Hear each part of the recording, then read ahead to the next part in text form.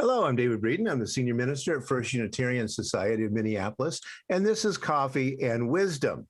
This week, we've been looking at something I'm calling Allow Me to Post This Epistle. That is writings from prison that escape out into the world one way or another and have effects on the larger society. And today I want to talk about Dietrich Bonhoeffer, 1906 to 1945, one of the more famous prisoners in our own time, and very much affects what we talk about in seminaries and about religion and theology very much today. Here we have a little Greek Orthodox icon of Bonhoeffer running away the demon of Nazism. There are quite a few of those kinds of things out there.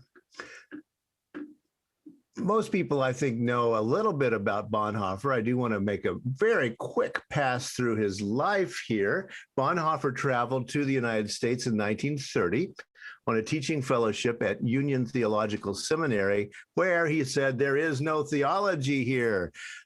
He was accustomed to German universities and German theology, very much in the liberal theological Protestant tradition. He was into systematic theology, that is theology that all fits together very logically in huge volumes and collections of books. So the American theological landscape just was not up to his standards, but he began to go to Harlem, and the Black church very much appealed to him. He fell in love with spirituals, and he was transformed by the social gospel of the Reverend Adam Clayton Powell Sr. Now, Bonhoeffer then goes back, and he was a key figure in the early 1930s, forming what was known as the Confessing Church, the church that was opposed to the Nazi takeover of Protestantism and Roman Catholicism right in the lead up to the Second World War. We can see some images here. The DC, this is the Protestant churches that cooperate with Nazism, and then the Confessing Church that was very much against Nazism. And we know how that's going to go as the days pass. This is from about 1933 and 4, and the crackdown is going to begin. What confuses Bonhoeffer is why the church isn't better able to resist the ideas of the Nazis. As the war approaches, Bonhoeffer will have to go into service. He will be drafted. He's a pacifist, but avoiding service was a capital offense, so he would have been shot. So he pulled strings, and Bonhoeffer was very connected to the ruling class within Germany of the day from his family background. And so he pulls strings and is able to join the military intelligence service. This leads to a lot of opportunities to do travel outside of Nazi Germany. He's able to contact church leaders in other parts of the world. But unfortunately, it also leads eventually to his death. Yes, he was indeed a spy, and so there are some interesting books out there talking about this. The Faithful Spy and the Plot to Kill Hitler, Bonhoeffer, and this is really the scholarly standard if you're interested in reading about his life. Bonhoeffer, pastor, martyr, prophet, spy. It is an open question, very much debated today, whether or not Bonhoeffer should be considered to be a martyr, because here he was executed, yes, by the Nazis, yes, for trying to kill Hitler, but he was trying to commit murder, and he was tried and convicted of doing that, and therefore hanged, executed.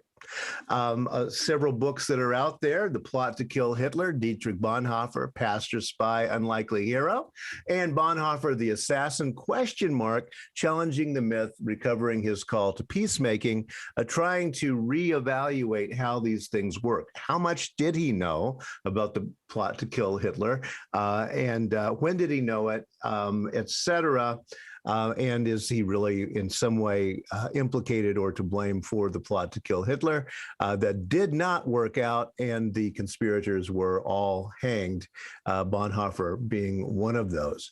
In the late 1930s, the book that was published during his lifetime is called The Cost of Discipleship. This book is very much affected by his experiences in the United States. He uses a term, cheap grace. It was coined by the Reverend Adam Clayton Powell Sr. He is very upfront about that he got this idea while in the U.S. attending Black churches. Bonhoeffer says this: cheap grace is the preaching of forgiveness without requiring repentance, baptism without church discipline, communion without confession. Cheap grace is grace without discipleship, grace without the cross, grace without Jesus Christ, living and incarnate. So very much about the cost of discipleship, hence the title, and not a very liberal document, calling very much for the idea that discipleship will have an expense to you in your life. He was obviously processing what he should do against the Nazi government. Bonhoeffer thought that the Christianization of Europe had resulted in a secularized Christianity watered down to meet the needs of the masses, and he thought that was a bad thing, and that Christians would have to go back to some kind of idea of real discipleship outside of the secularized, friendly to government kind of Christianity. So that was the book published during his lifetime in 1937, still very much in print today. And in terms of Bonhoeffer and theology and people reading him, this is the one that pushes him much more toward the conservative end of what Christian theologians would be thinking, the Karl Barths and the Reinhold Niebers of the day, both of whom he did know. While in prison, Bonhoeffer wrote letters speculating on a religionless Christianity. These letters were written in 1944 to a friend, in which he begins to think about how Christianity can be after the war. This appears in letters and papers from prison, pretty thick book if you get the whole thing. And he really is wrestling with this idea of what, again, why couldn't Christianity withstand the lure of the Nazis? Why couldn't it stop that? And what will it mean after the war that Christianity cooperated with the Nazis all over Europe? So he says this: what keeps gnawing at me is the question, what is Christianity, or who is Christ actually for us today? The age when we could tell people that with words, whether with theological or with pious words, is past, as is the age of inwardness and of conscience, and that means the age of religion altogether.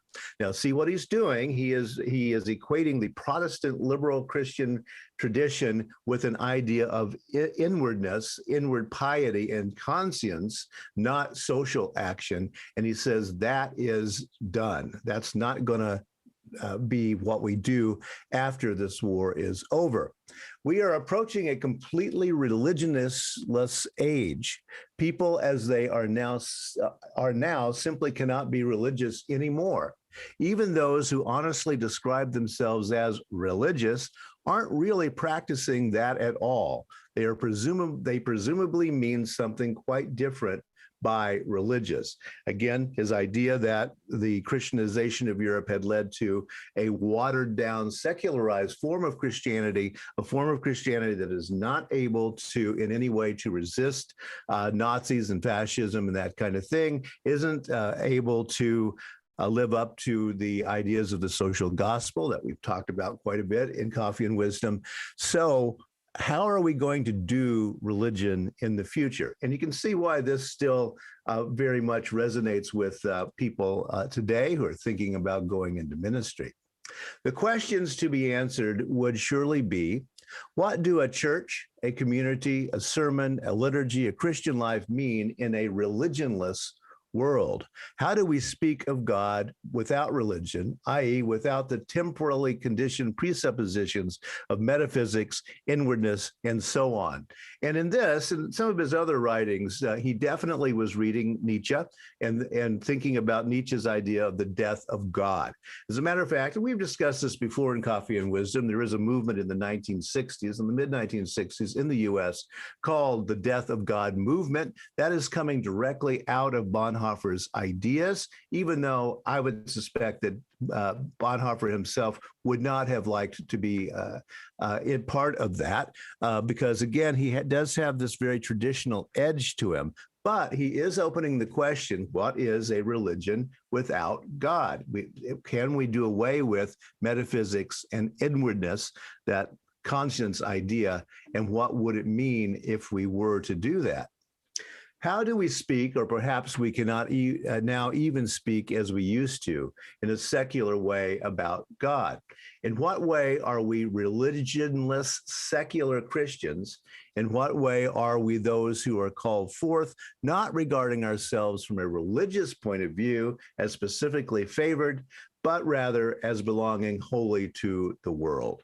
Again, how can we act in the world? Very much, again, going back to the Black social gospel that he had heard in Harlem in the early 30s. How do we do that in the world? Because we're not going to be able to talk about the existence of God anymore. We're not going to be able to talk about Christ anymore. We're going to have to begin to talk about Jesus as this person like us who did this. And this is the general idea of where he's going. In that case, Christ is no longer an object of religion, but something quite different, really the Lord of the world. But what does that mean? What is the place of worship and prayer in a religionless situation?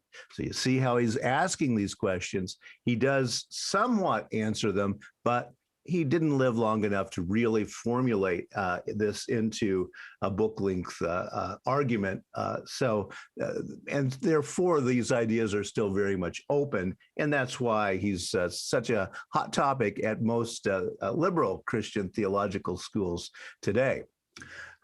Because they are definitely the right questions to be asking. So yes, Dietrich Bonhoeffer's letters and papers from prison is it's huge, but there are some very, very interesting things in it. You can also get a condensed version that has more of the those kinds of letters that I just mentioned. Also, his great work that he was working on constantly and really trying to get was called Ethics. That is an unfinished work because he was executed in early 1945, about 3 weeks before the American soldiers showed up at the concentration camp where he was executed. So there he is, a bit of a martyr, or was he? In some traditions, he's very much considered a martyr. Even the United Methodists call him a martyr. But other traditions say, no, wait a minute, spy, working around trying to kill Hitler. Even Hitler, you shouldn't do that. He was a pacifist, etc. But very much an open topic to discuss today, because here is a guy who was able to write, able to get those letters and ideas out of the Nazi prison and then concentration camp, and really dealing with what the real issues of our time are in a very real way. So Bonhoeffer, probably the most popular, if that's the word, seminary topic in liberal religious seminaries today, and very much rewarding of your time to look into some of his ideas. He was seeing down the road to a world that was, as we live now, for the most part, in a secular world. What does religion mean, if anything? And that's definitely a question that we humanists wrestle with all the time. Thanks a lot for listening today.